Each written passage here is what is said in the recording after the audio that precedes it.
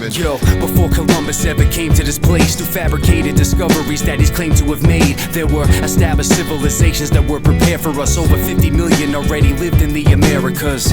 As we settled on top of the Rock of Plymouth, that was previously an abandoned Plasket village, which would only make it easier for the next slaughter. With clear fields, rebuilt shelter and fresh water, everything we needed in a confined residence, taking credit for pre-existing organized settlements.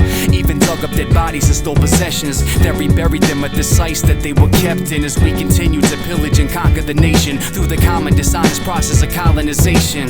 But these events have been omitted by the liars, cause history can only be rewritten by survivors. From the greatest country of all time, this is us. From a nation made up of false pride, this is us. With false lies tend to cost lives, this is us. And everybody's on the wrong side, this is us.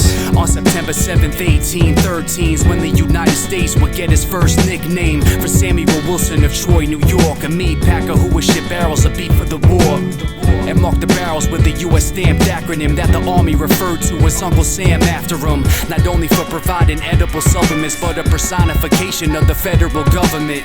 Then by the time that the late 80s were finished, political cartoons began popularizing the image of Uncle Sam that would continue to evolve to the white beard and suit draped in stripes and stars. The most famous version by James M. Flagg, with the big blue jacket and tall top hat, and his index finger pointed back at the viewer during World War I as an active recruiter.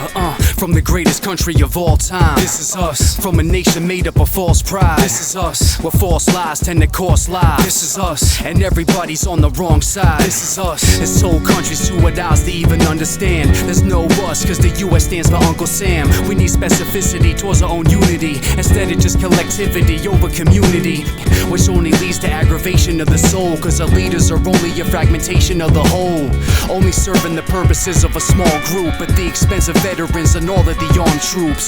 So why could we call it a citizens' war when you leave all of our problems and larger interests ignored? Cause an aware conscience that's burdened with guilt has to find the good in others to be murdered and killed. So we should start to ask ourselves, what kind of nation are we? Natives used to live cooperatively before patriarchy, but still we never asked the where and the why, ignorant and further enforcing American pride. From the greatest country of all time, this is us. From a nation made up of false pride, this is us. Where false lies tend to cost lives, this is us. And everybody's on the wrong side, this is us.